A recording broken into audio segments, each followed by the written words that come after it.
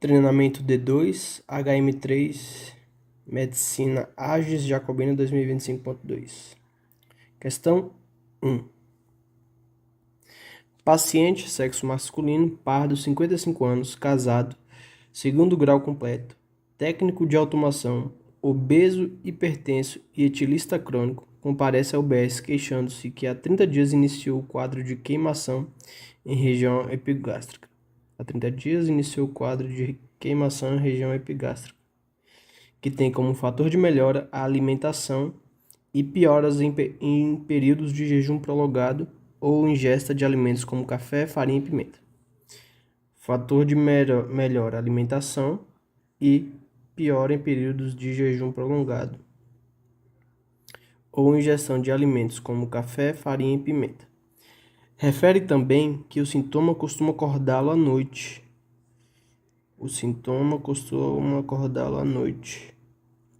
Nega episódios anteriores similares.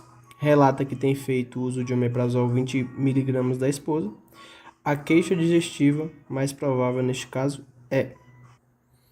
Tá, vamos fazer um esqueminha de resumo aqui para os sinais e sintomas da doença ulcerosa péptica, doença do refluxo gastroesofágico, coleritise e disfagia.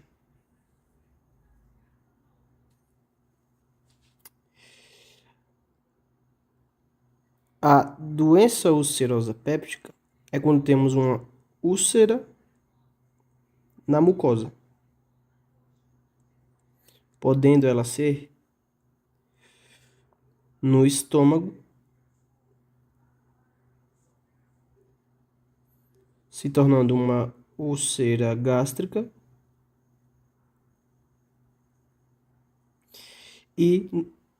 ou no duodeno, se tornando uma úlcera duodenal.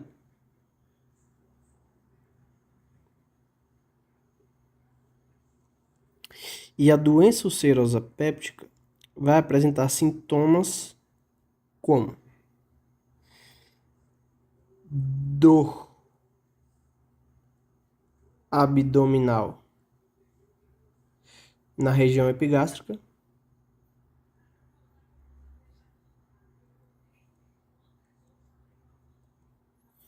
que é normalmente como a gente chama de boca do estômago, vou botar entre aspas aqui, boca do estômago. E é isso. Sintomas da doença ulcerosa péptica é esse. E aí a gente entra em uma diferenciação da úlcera gástrica e a úlcera duodenal.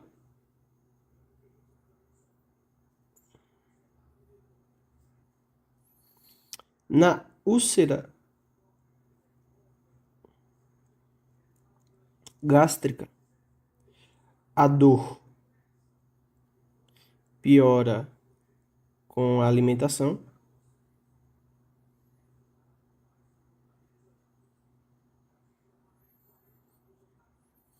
E essa dor começa imediatamente após a refeição. Pós-refeição.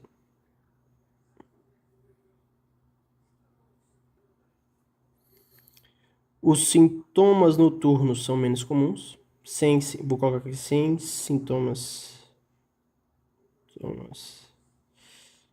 noturnos. E a pessoa pode apresentar náuseas, vômitos ou perda de peso. E barra U, né?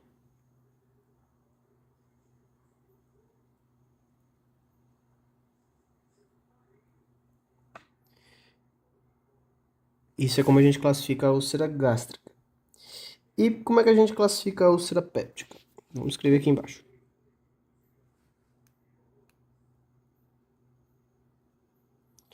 Úlcera péptica. A úlcera péptica ela é mais comum.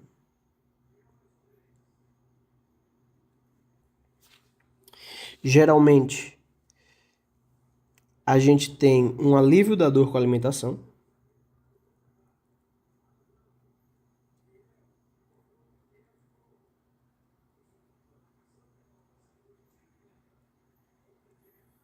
A dor piora com o jejum.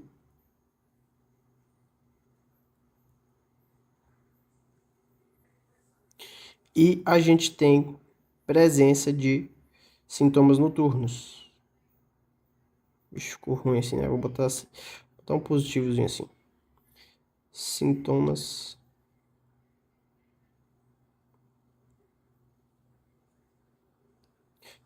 noturnos. Ou seja, o paciente pode acordar à noite pelo fato de que o ácido gástrico ele vai irritar a úlcera.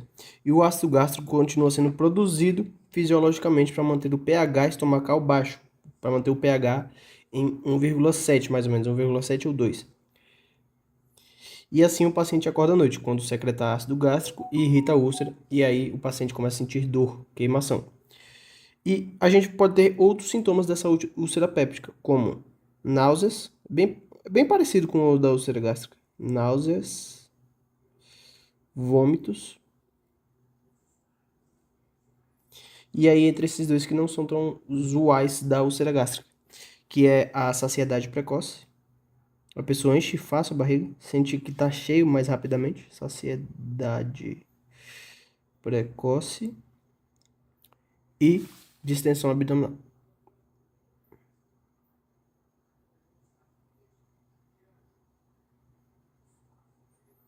Gente, a gente matou a questão aqui, porque o paciente relata que ele costuma acordar à noite e ele me disse que existe um fator de melhora com a alimentação e piora em períodos de jejum prolongado. Isso é da úlcera péptica, ou seja, a resposta correta para essa questão é a doença ulcerosa péptica.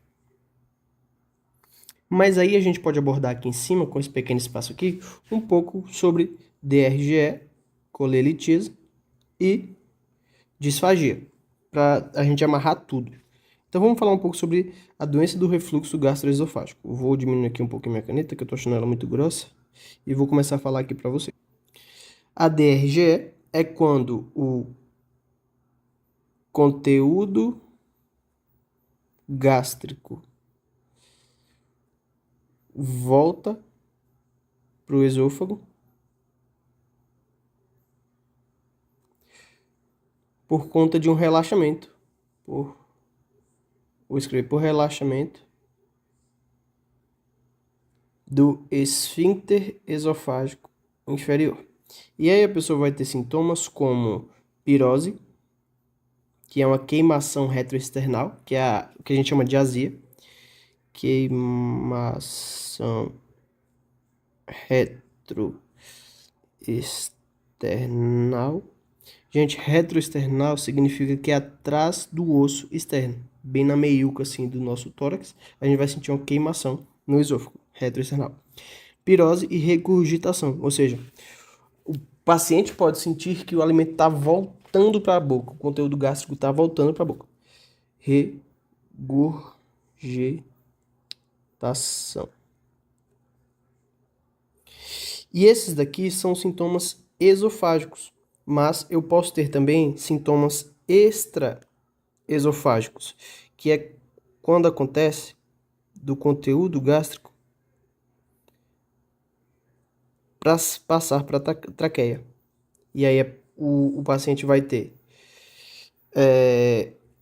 tosse, para tentar expelir esse conteúdo gástrico, laringite, porque inflama a laringe, o conteúdo gástrico, e pode ter asma também. Tá, então fazendo um desenhozinho básico aqui, vou tentar desenhar o esfíncter esofágico superior, o esôfago, o estômago, e ficou mais ou menos assim.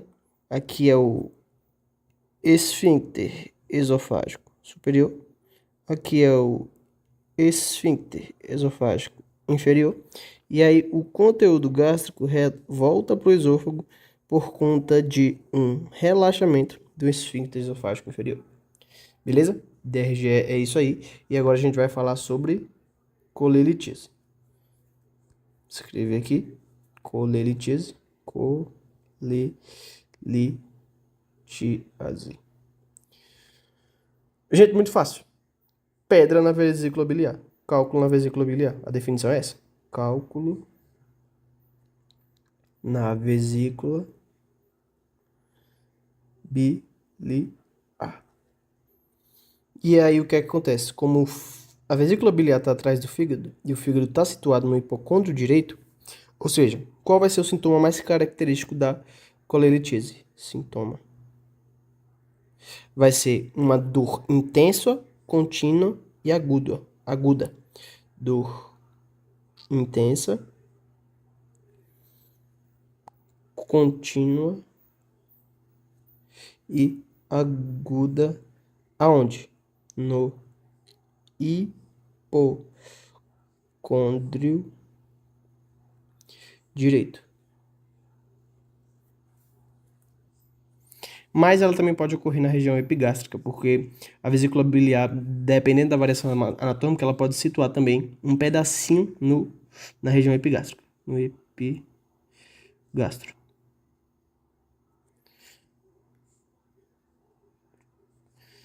Tá, e aí? Como é que surge esse cálculo na vesícula biliar?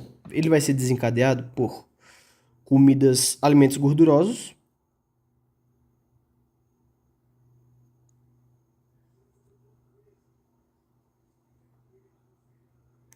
e essa dor intensa, contínua e aguda, o que acontece? Ela vai poder irradiar para o dorso. É uma dor que irradia, que pode irradiar para o dorso, ou seja, as costas, dorso ou ombro direito. Fazendo um esqueminha aqui, estou desenhando um fígado, eu vou ter o lobo hepático direito, lobo hepático esquerdo, e a vesícula biliar não vou conseguir desenhar atrás, mas ela vai ser uma bolsinha que ela pode estar situada, acho que ela vai estar mais aqui para cima, tá?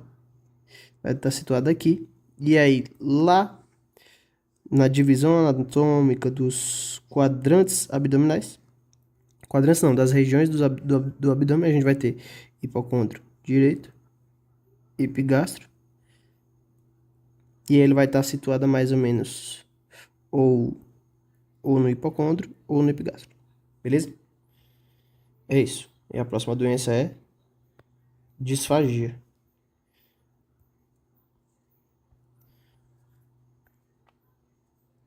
Disfagia.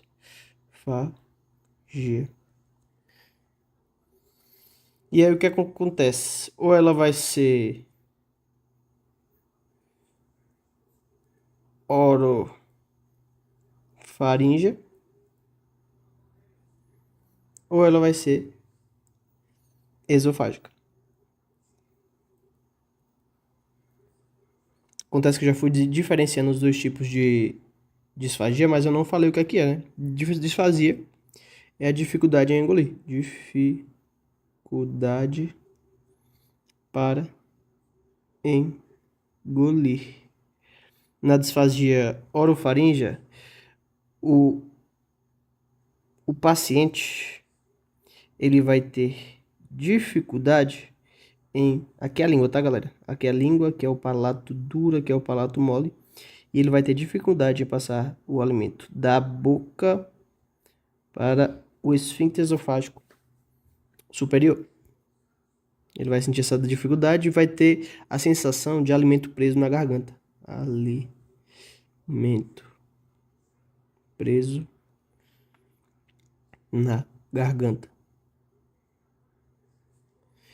E na esofágica vai ser no esôfago, ou seja, o alimento não vai passar pelo esôfago porque há uma diminuição da peristalse do esôfago, dos movimentos peristálticos do esôfago. E aí o paciente ele vai sentir que o alimento está preso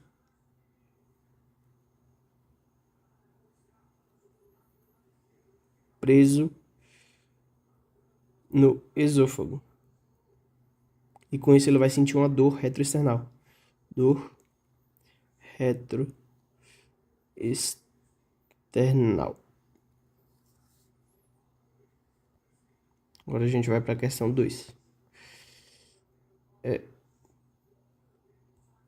Questão 2. Na inspeção do abdômen de um paciente com suspeita de cirrose hepática e hipertensão portal, qual dos seguintes sinais não é característico dessa condição?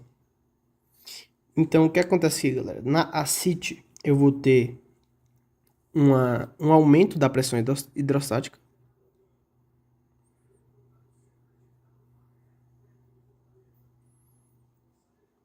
Por quê? Eu vou ter uma hipertensão portal na veia porta hepática. Hipertensão portal. Peraí, vou fazer um desenho aqui que eu acho que vai ficar melhor. Vou desenhar aqui o fígado. E aqui eu vou ter a veia porta entrando no fígado. O que acontece? O aumento da pressão nessa veia porta vai fazer o fluido, o sangue, voltar. E aí a gente vai ter uma circulação colateral. Se não vai para o fígado, o sangue tenta passar por outras veias. E aí, já respondendo aqui, a dilatação de veias periumbilicais, o sangue vai tentar fazer outro caminho e vai para as veias umbilicais.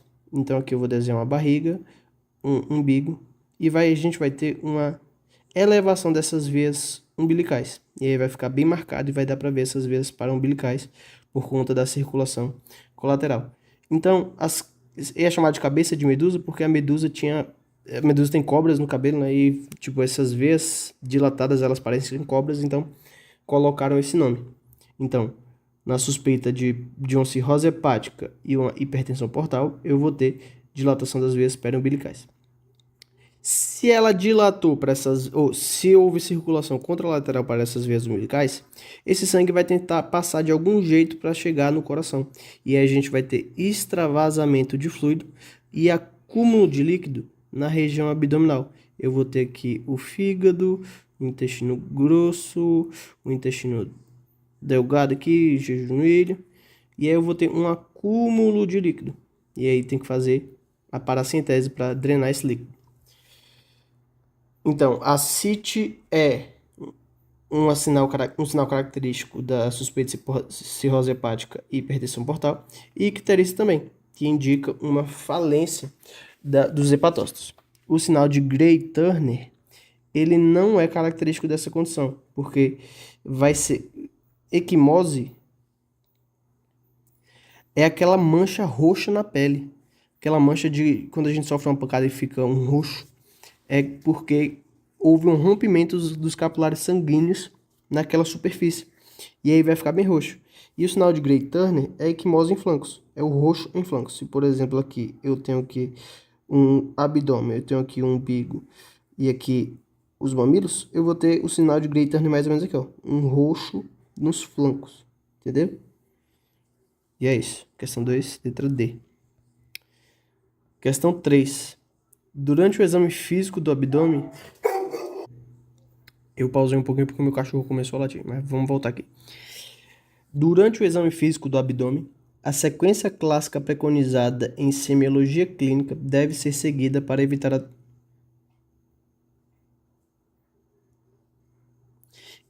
alterações artificiais dos achados. Qual é essa sequência correta? Ele quer saber qual é a sequência correta da sequência clássica preconizada em semiologia clínica no exame físico do abdômen. Ou seja, ele está perguntando se eu começo pela inspeção, palpação, percussão, ausculta. O que é que eu faço? Geralmente eu uso um mnemônicozinho. IAPP. Inspeção, ausculta, percussão e palpação. Por que a ausculta tem que ser antes da percussão e da palpação? Porque quando a gente percute, quando a gente dá aquelas batidinhas no abdômen, quando a gente palpa o abdômen numa palpação superficial ou palpação profunda, a gente pode ter uma alteração dos ruídos hidroaéreos.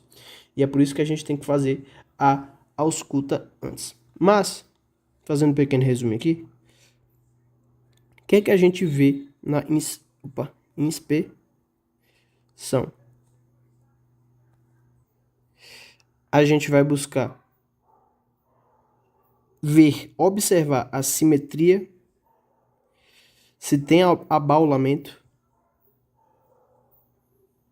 se o abdômen está normal, se está globoso, se está muito inchado. Circulação colateral, que a gente vai ver as veias paraumbilicais. E movimentos peristálticos. Se a gente enxerga os movimentos peristálticos, é sinal que tem alguma obstrução, ou no intestino delgado ou no intestino grosso, tá? Na inspeção a gente busca ver isso. E na ausculta, o que é que a gente busca? A gente busca basicamente escutar os ruídos hidroaéreos. Qual que é a frequência desses ruídos? É de 5 a 35 ruídos por minuto. E como é que a gente faz a ausculta no abdômen? A gente separa o abdômen em 4 quadrantes. Vou desenhar aqui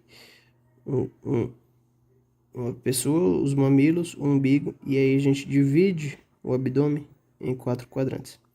Teremos o quadrante superior direito, quadrante inferior direito, quadrante superior esquerdo, quadrante inferior esquerdo. E aí o que acontece? A gente vai lá e ausculta essa região, ausculta essa região, ausculta essa região e ausculta essa região. E aí a gente delimita se tem ruídos qual é a frequência desses ruídos hidroaéreos, ou se tem uma hiperatividade dos ruídos ou uma baixa atividade dos ruídos. E aí a gente tem sinais clínicos com isso. E depois da ausculta vem a percussão. Percussão.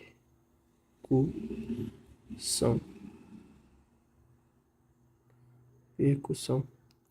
A percussão ela vai avaliar a presença de massas, líquidos ou gases. E aí a percussão vai delimitar áreas de som. Escreve tudo em maiúsculo, né? Vou botar assim para ficar melhor. Som maciço, que é algum som de sólido. Quando a gente percute, a gente está percutindo uma parte sólida ou líquida. Ou pode ser também um som timpânico. Que é um som quando a gente tem ar naquela região. Depois da percussão, a gente vai ter a palpação. E essa palpação, ela pode ser vou escrever aqui em cima que vai ficar melhor. Ela vai ser ou superficial ou ela vai ser profunda. E o que é que busca a palpação? A palpação busca identificar massas, órgãos aumentados, sensibilidade à dor,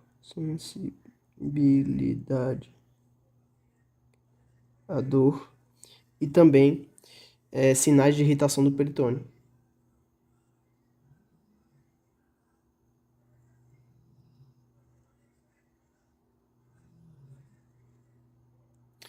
Ou seja, se a sequência correta é inspeção, ausculta, percussão e palpação, a gente vem aqui para a letra D. Inspeção, ausculta, percussão e palpação. Questão correta, alternativa correta, letra D. E aí a gente vai para a questão 4 agora. Deixa eu dar uma levantada nisso aqui. Vai ficar melhor pra gente. Questão 4. Segundo as técnicas clássicas de palpação do abdômen, qual das alternativas está correta? A palpação superficial, avaliador, correto. Defesa voluntária, correto, porque se o paciente sentir dor, ele vai ter uma contração do abdômen. E massas profundas. Não, massa profunda a gente identifica na palpação profunda, não na palpação superficial. Letra B. A palpação profunda deve avaliar órgãos e massas que não são acessíveis pela palpação superficial. Pô, essa letra B está correta, então a gente vai deixar ela aqui de lado e a gente vai ler as outras alternativas para ver se tem alguma outra correta também. A palpação bimanual é contraindicada no exame de fígado normal. Não, a palpação bimanual, que é quando a gente coloca uma mão atrás da costela e faz uma força para cima para a gente apertar com a mão direita o rebordo costal para sentir o fígado, ela não é contraindicada, ela só é contraindicada quando o paciente estiver sentindo muita dor no fígado. Mas no exame de fígado normal a gente faz a palpação bimanual. Letra D. A palpação profunda deve preceder a palpação superficial para evitar a contratura voluntária. Não. A palpação profunda não deve ser antes da palpação superficial, porque ela causa dor / desconforto.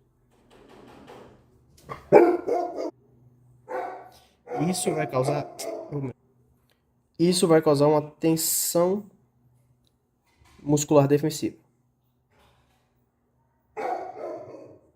Então, a alternativa correta da questão 4 é a letra B. Aqui. Questão 5. Durante o exame de um adulto saudável, o examinador mede a altura do fígado pela percussão. Ele encontra a borda superior no quinto espaço intercostal direito e a borda inferior a 2 centímetros abaixo do rebordo costal direito, com massa 6 homogênea. O achado é ascite com fígado flutuante, tamanho hepático normal, atrofia hepática ou hepatomegalia. Gente, eu vou tentar explicar aqui para vocês como que a gente faz a palpação do fígado, ou seja, a hepatimetria. Aqui eu estou desenhando os mamilos do meu paciente, aqui é o umbigo do meu paciente. O que acontece? Quando a gente faz a palpação nessa região aqui acima dos mamilos, a gente vai ouvir mais ou menos o som claro pulmonar.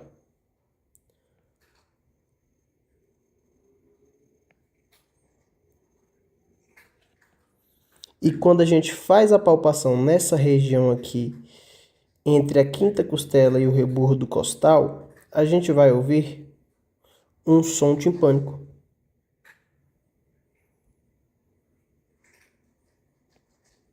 Que é um som de massas, que nesse caso vai ser o fígado, ou líquido, que no caso, se a gente estiver fazendo percussão do abdômen, pode ser um caso de ascite. Então, no caso aqui, a gente tem som claro pulmonar e som timpânico. E aqui eu me confundi porque o som timpânico não é de massa e líquido. Aqui a gente vai ter um som maciço.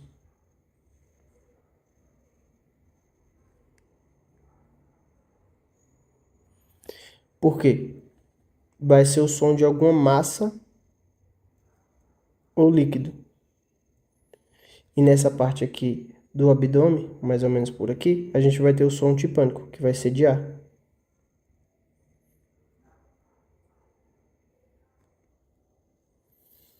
Então, no caso, mais acima dos mamilos, a gente tem o som claro pulmonar.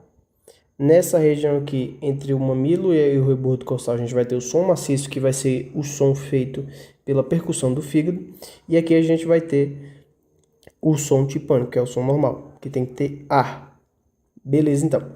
Como é que a gente faz a hepatimetria? A gente percute A gente percute essa região aqui e quando a gente percebe uma diferenciação do som claro pulmonar para o som maciço, a gente marca a parte superior do fígado aqui, mais ou menos por aqui. Aí depois, mais ou menos, vai ser mais ou menos entre a quinta e sexta, quarta e quinta costela. Aí a gente vai percutindo, percutindo, percutindo, percutindo, até perceber a diferença de um som maciço para um som de pânico. E aí a gente encontra a parte inferior do fígado. E aí a gente vai para o externo. A gente vai percutindo, percutindo, percutindo, percutindo, até encontrar um som maciço. Encontrou o som maciço, a gente percute, percute, percute, até encontrar um som de pânico. E aí a gente delimita. E vai ser mais ou menos aqui que a gente vai fazer a hepatimetria. Nosso fígado, ele vai estar mais ou menos nessa região. Geralmente, o lobo hepático direito, ele vai ser menor que 12 centímetros e maior que 6 centímetros.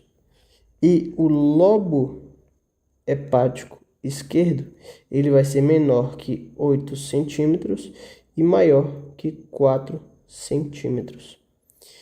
E aí, a gente encontra como o paciente tem maciez homogênea e a borda inferior é 2 centímetros abaixo do rebordo costal, não é uma alteração tão significativa. A gente encontra que o tamanho hepático é o normal. Beleza?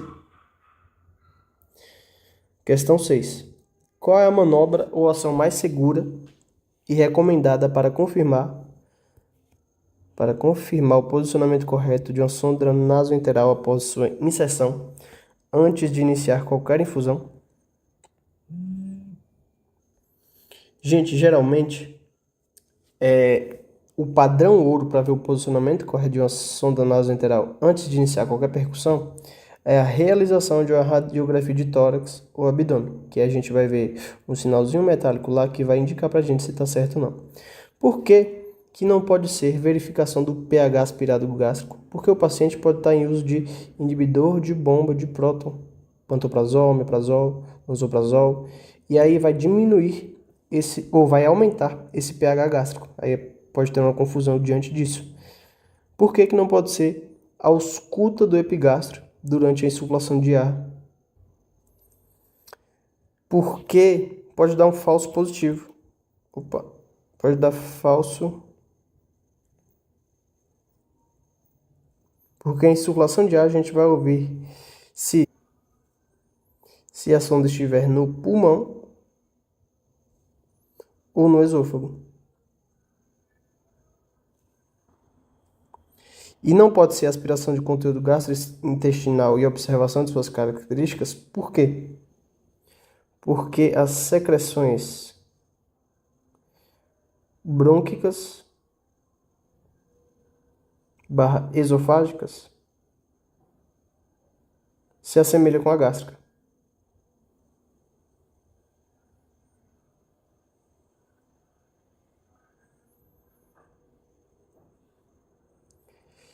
E aqui, na verificação do pH, a gente aspira esse conteúdo gástrico e ingere numa solução que vai dar uma cor mais arrosada, tá? Aí, se a pessoa estiver em uso de inibidor de bomba de próton, a cor não vai ficar tão rosa assim. Questão 7. Considerando um paciente com dor abdominal inespecífica, exame físico abdominal normal, sinais vitais estáveis e sem critérios de gravidade, qual é a conduta inicial mais adequada no contexto da atenção primária? Ou seja, o paciente vem com queixa de dor abdominal inespecífica, no seu exame físico abdominal ele está normal, seus sinais vitais estão estáveis e a pessoa não tem critério de gravidade. Ela não apresenta conduta de emergência. Ou seja, o que é que a gente tem que fazer? Solicitar tomografia de abdômen imediatamente? Não é necessário na atenção primária tomografia e até não tem. Analgesia simples, orientações de sinais de alarme e reavaliação programada. Essa pode estar correta. C. Internação para observação contínua. Não, porque o paciente não está em estado de urgência ou emergência, ele não precisa ser internado. Encaminhamento urgente para cirurgia geral. Não precisa de cirurgia. Por quê? O que acontece? Quando a gente tem uma dor inespecífica,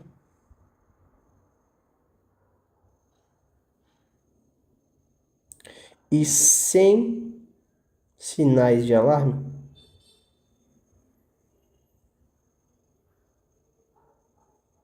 a gente faz o tratamento sintomático. A gente faz apenas o tratamento daquilo que a pessoa está sentindo.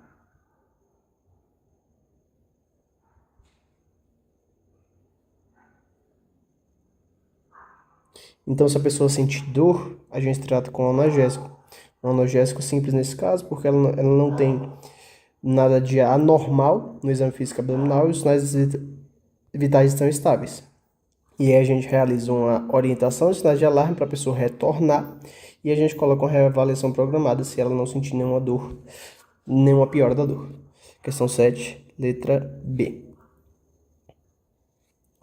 Questão 8. Sobre as técnicas de palpação abdominal, marque a alternativa correta. Técnicas de palpação abdominal. A palpação superficial. Superficial avalia dor, resistência muscular e massas superficiais. Pô, essa questão aqui pode estar correta. Vamos deixar ela aqui em observação. Letra B. A palpação dolorosa deve ser feita inicialmente. A dolorosa deve ser feita inicialmente. Ops, aqui tá errado, viu, galera? A palpação dolorosa ela não pode ser feita inicialmente. Primeiro a gente faz a palpação superficial. Porque se a gente começa com a palpação dolorosa, o paciente vai sentir desconforto ou dor, e aí ele vai aumentar o tônus do abdômen. E aí vai ficar mais difícil encontrar algum sinal.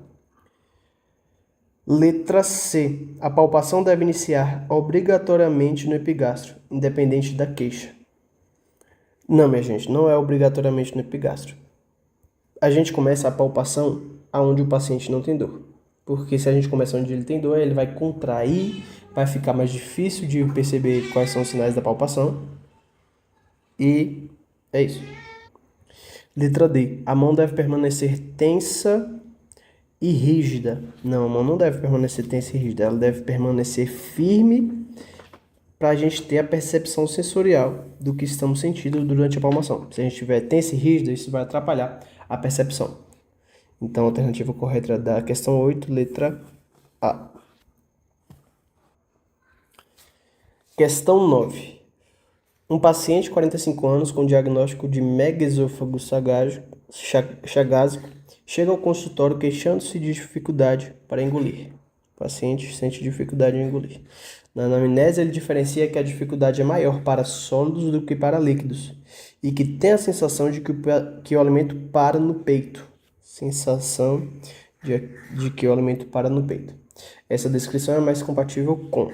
Galera, aqui, basicamente, ele já matou a charada. Como a gente já discutiu lá na questão 1, quando a gente sente o alimento preso no esôfago, quando a gente sente que o alimento para no peito, a gente vai sentir o dor retroesternal. E aí vai ser mais característico da disfagia esofágica. E aí quando a gente volta aqui na questão 9, a gente vê que não vai ser disfagia orofagia, não vai ser câncer de esôfago, porque o câncer geralmente ele vai provocar não estenose, porque o lúmen basicamente uma estenose, porque o lúmen vai estreitar e vai impedir a passagem do alimento. Mas aqui a gente sente que o alimento para no peito. Se ele para no peito é uma disfagia esofágica e a gente fica entre acalasia e disfagia motor, e espasmo esofagiano. E a questão correta aqui vai ser vai ser acalasia. Por quê? A acalasia é a perda da peristalse esofágica.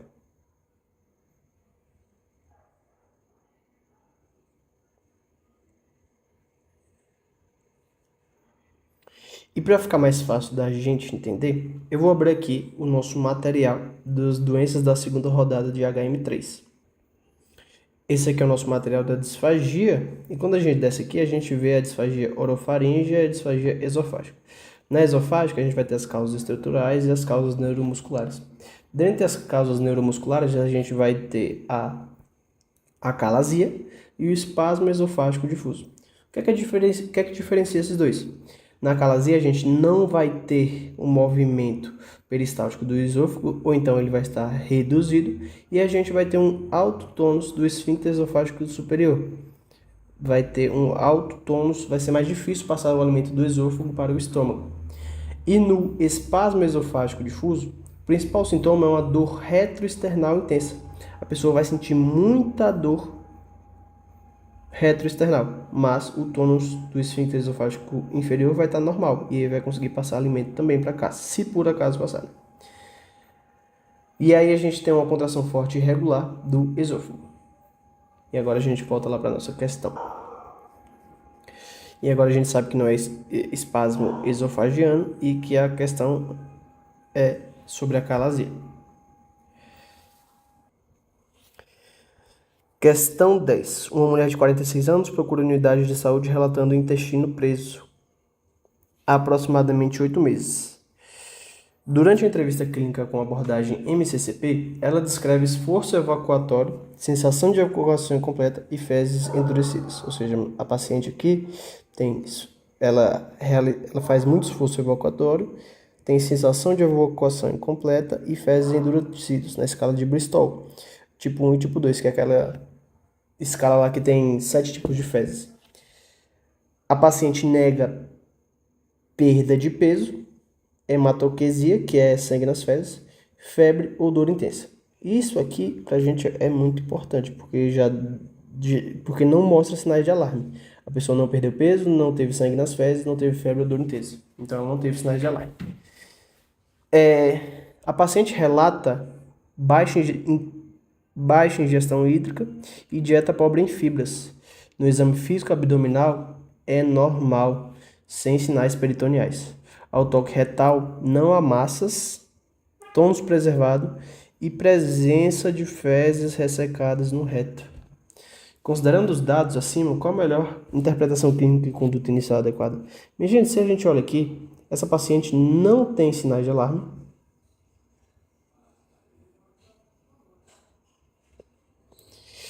E mais, ela me diz aqui que tem baixa ingesta hídrica, dieta pobre em fibras e que nada, e é isso. Não apresenta sinais de alarme, bebe pouca água, come pouca fibra. Então, a nossa conduta aqui, nesse caso, é orientar a pessoa a consumir mais água, consumir mais fibra e incluir atividade física para estimular o movimento do intestino. Ou seja, qual que é a melhor interpretação clínica e a conduta inicial adequada? Aqui ela está falando que na letra A ela tem uma constipação crônica funcional. Ela é crônica porque tem 8 meses. E a gente deve orientar o aumento de fibras da hidratação e atividade física. O que a gente falou aqui. Letra A é a correta. Vamos ver porque as outras estão erradas. Constipação secundária, a síndrome obstrutiva. Encaminhar para a emergência. Não, ela não apresenta sinais de alarme para encaminhar para a emergência. Constipação alarmante, iniciar investigação com tomografia. Não é alarmante porque também não tem sinais de alarme. Suspeita de câncer coloretal e colonoscopia. Não é câncer coloretal porque ela também não tem nem hematoquesia, ela não tem sangue nas fezes. E o toque retal, não há massas, a gente não vê massas no toque retal, como dito no enunciado. Então, questão correta, letra A. Questão 11. Na inspeção estática e dinâmica do abdômen, os achados esperados em um paciente sem alterações incluem: letra A. Movimentos respiratórios predominantemente torácicos e peristalse visível. Não tem peristalse visível. No exame abdominal sem alterações, eu não vou ter a peristalse visível. Cicatrizes, abalamentos ou retrações múltiplas e presença de ondas peristálticas. Não, no exame abdominal normal não é para ver abaulamentos e as cicatrizes sugerem que essa pessoa já passou por algumas cirurgias. Assimetria evidente. Não, assimetria evidente indica que há um aumento das vísceras, há uma visceromegalia, indicando que há um problema nessa região. Abdômen plano ou discretamente globoso. sem abaulamentos com movimentos respiratórios abdominais preservados. Correto. No exame abdominal normal, a gente busca encontrar um abdômen plano ou discretamente globoso, sem abaulamentos, sem aquele formato de bola, e com movimentos respiratórios abdominais preservados. É bom a gente respirar, e é normal, é fisiológico respirar pelo abdômen. Quando a gente respira pelo tórax, a gente começa a ficar mais tenso. Não sei se vocês já perceberam. E na letra C, eu esqueci de falar da presença de circulação colateral. Circulação colateral foi o que a gente já falou nas questões passadas, que é quando não passa pela veia porta, aí o sangue retorna e preenche as veias paraumbilicais. E aí isso não é sinal de exame abdominal normal. Letra A. A transição timpânico-maciça jamais é encontrada em abdômen normal. Falso. Por quê? A transição timpânico-maciça ela é esperada, minha gente. Quando a gente faz a percussão do abdômen, a gente vai encontrar o som timpânico no abdômen, que vai indicar ar, e o som maciço, que vai indicar que estamos fazendo a percussão do fígado ou do baço. Então, ela é esperada, essa transição timpânico-maciça. E ela é encontrada em abdômen normal, tá? Isso é esperado. A hipersonoridade indica obrigatoriamente perfuração de víscera oca. Toda generalização é perigosa. Por quê? Não vai ser só perfuração de víscera oca. Porque eu posso ter hipersonoridade em casos de constipação e em casos de aumento de gases. Aumento de gases. Letra C. A predominância de som maciço no abdômen é considerada normal em indivíduos saudáveis. Falso. Por quê? Porque não é a predominância de som maciço. Porque o som maciço, como a gente já falou, ou ele indica massa, ou ele indica líquido. E se houver predominância de massa ou líquido no abdômen, quer dizer então que eu posso ter um ascite, eu posso ter um preenchimento da cavidade peritoneal com líquidos. E aí, isso não é normal em indivíduos saudáveis. O som timpânico, ou seja, o som de ar, é esperado devido ao gás no trato gastrointestinal. Sobre a percussão do abdômen, essa é a letra correta, a letra D. Vamos lá, questão 13. Durante o exame físico do abdômen, a palpação profunda do quadrante superior direito provoca uma parada inspiratória súbita. Parada inspiratória súbita e dolorosa no paciente. Este sinal altamente sugestivo de colecistite aguda é conhecido como sinal de Bloomberg, sinal de Murphy, sinal de Courvoisier ou sinal de Rovsin. Nessa questão aqui, a gente tem que conhecer quais são os sinais, então não tem para onde correr. O que é o sinal de Bloomberg? Vamos fazer um pequeno resuminho aqui. O sinal de Bloomberg é a descompressão dolorosa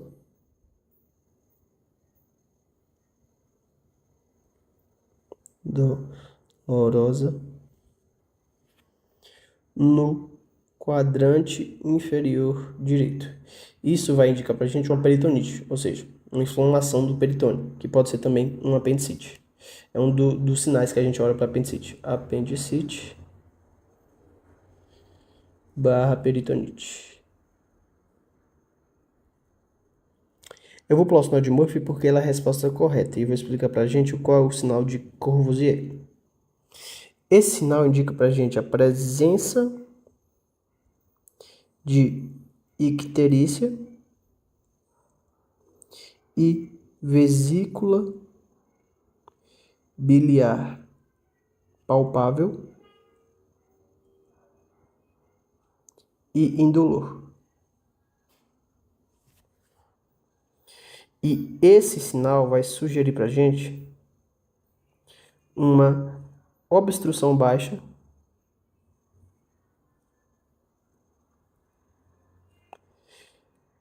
da vesícula biliar.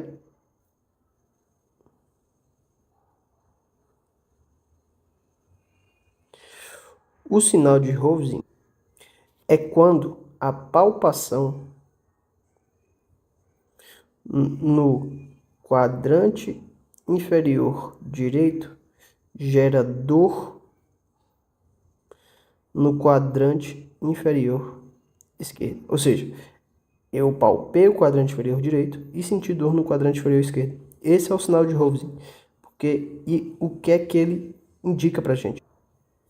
Ele indica deslocamento de fezes barra gases. E o sinal de Murphy, o que é? O sinal de Murphy é a compressão dolorosa aguda no hipocôndrio direito e com parada inspiratória súbita.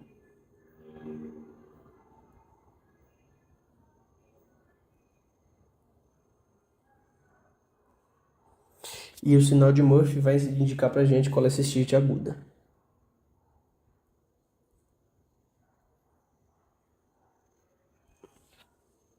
Então, questão alternativa correta da questão 13, letra B. Durante o exame físico, o médico ausculta o abdômen de um paciente adulto saudável por aproximadamente 1 minuto em cada quadrante. Ele identifica ruídos hidroaéreos presentes, frequentes, normais e sem sopros. Esse achado corresponde à hipoperistalse? Não, não corresponde à hipoperistalse porque os ruídos são frequentes e também não é bradiperistalse. E não é borborigmo patológico porque quer que se borborigmo é só uma palavra bonita que equivale a ruído hidroaéreo.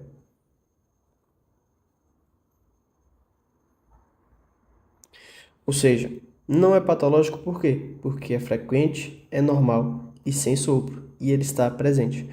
Portanto, esses achados correspondem a uma normoperistalse. E o que acontece, minha gente? Eu acho que eu já falei nessa videoaula, mas eu vou falar de novo. A frequência normal do ruído hidroaéreo é de 5 a 35 ruídos por minuto.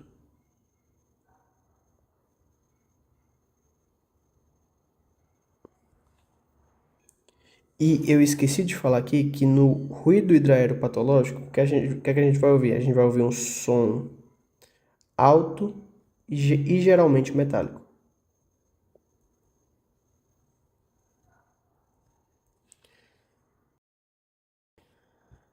Questão 15. Um paciente em uso de sonda gástrica para nutrição enteral apresenta subitamente tosse, dispneia e taquipneia. O médico suspeita de broncoaspiração. Qual é a conduta imediata mais adequada? Letra A. Interromper imediatamente a infusão da dieta e avaliar a permeabilidade das vias aéreas. Ou seja, essa é a conduta mais adequada, porque a gente tem que interromper diretamente a infusão, porque a infusão pode ser a causa direta dessa broncoaspiração. Porque o que acontece? A dieta pode estar passando do esôfago para a traqueia, que está fazendo o paciente tossir, ter falta de ar e ter aumento da frequência respiratória para suprir essa necessidade de ar, porque tem algo impedindo essa troca de ar. Então, o que acontece? Essa é a letra correta, mas a letra B fala que a gente tem que aspirar a sonda nasogástrica vigorosamente para desobstruí-la. Não, não é isso que vai, não, essa não é a conduta mais adequada quando o médico suspeita de broncoaspiração. Aumentar a velocidade de infusão da dieta para passar mais rapidamente. Não, porque se a dieta é a fonte dessa broncoaspiração, não tem por que a gente passar mais dieta mais rapidamente. Instilar água pela sonda para lavar o trato respiratório. Não, aí a pessoa vai ter uma pneumonia. Cair água lá na traqueia, no trato respiratório. Então, letra correta é a letra A. Mas eu quero deixar aqui para vocês também tríade de sinais da broncoaspiração.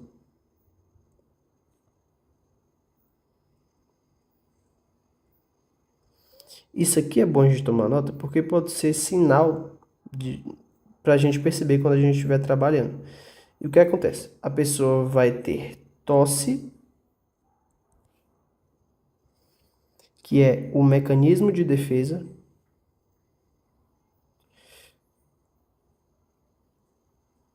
para tentar expelir o material aspirado.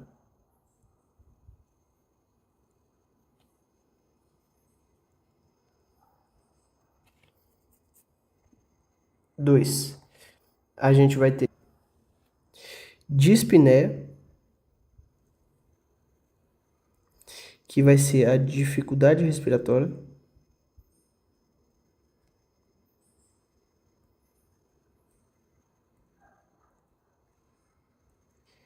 E a gente ataque apneia, que indica esforço respiratório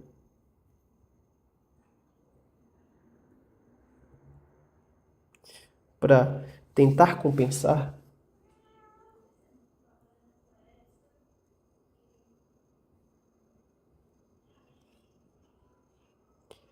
a obstrução ou inflamação pulmonar.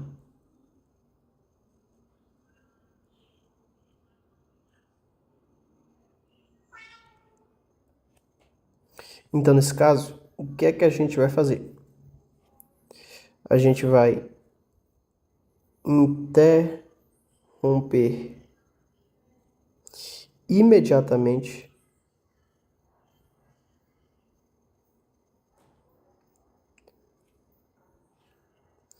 a infusão da dieta,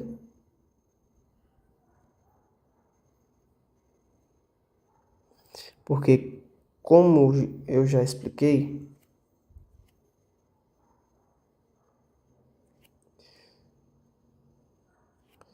o alimento vai passar do esôfago para a traqueia. E aí, quando a gente interrompe a infusão direta, a gente corta a fonte direta da, da broncoaspiração. Ou seja, interromper a infusão cessa a fonte do problema.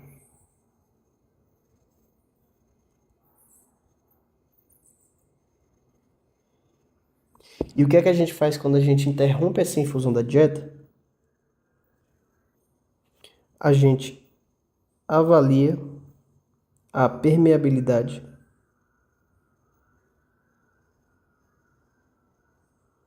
das vias aéreas.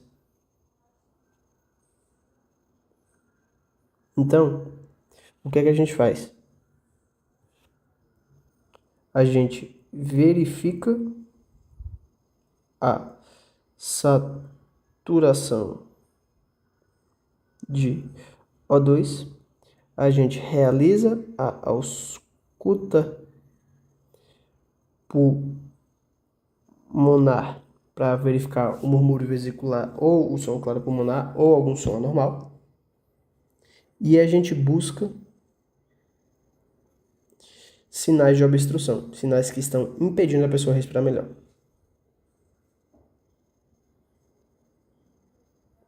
Para quê? Justamente para desobstruir. Questão 16. O estudante de medicina, ao adentrar no centro cirúrgico para seu estágio de cirurgia, dirige-se à pia para realizar a higienização das mãos. Considerando a técnica de lavagem cirúrgica das mãos, assinala a alternativa correta. Letra A. Após a fricção e o enxágue, a secagem deve ser feita com toalha de papel estéril, iniciando-se pelos cotovelos em direção às mãos, para evitar contaminação. Não, ela não se inicia. Ela não se inicia pelos cotovelos em direção às mãos. Por quê? Porque a direção é sempre distal, proximal. É sempre da ponta dos dedos para o cotovelo. Letra B. O objetivo principal é a esterilização das mãos e antebraços, sendo obrigatório o uso de uma solução alcoólica a 70% imediatamente após o enxágue. Se é a esterilização a gente faz com a lavagem com a bucha e degermante.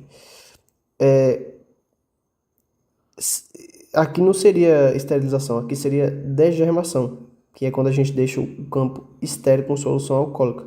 E ela não precisa ser feita imediatamente após o enxágue. Letra C. A lavagem cirúrgica deve ser realizada com água corrente, sabão degermante e escova de cerdas duras. Aqui matou.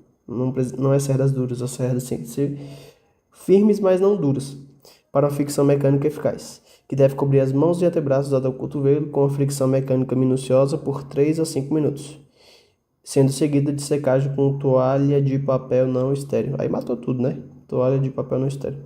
Tava tudo tão bonitinho, mas toalha de papel não estéril aí contaminou tudo de novo, né? Letra D.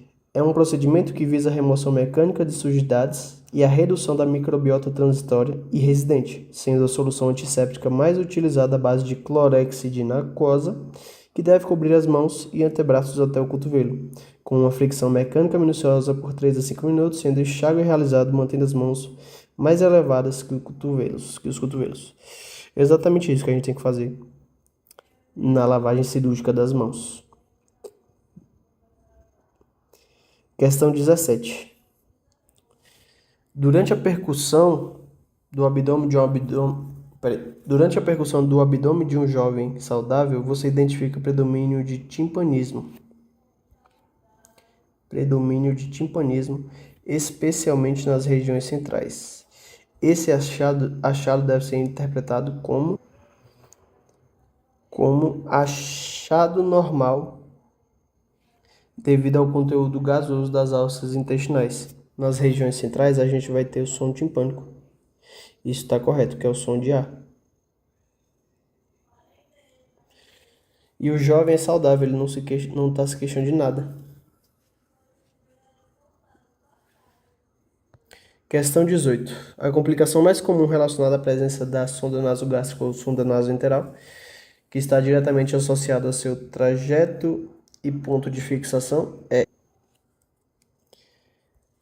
a erosão ou isquemia da mucosa nasal. Porque quando a gente coloca a sonda nasogástrica ou nasoenteral, o ponto de pressão dentro do nariz vai causar uma pressão que pode causar uma erosão ou uma isquemia da mucosa nasal por conta do atrito. O atrito pode machucar e pode causar essa isquemia.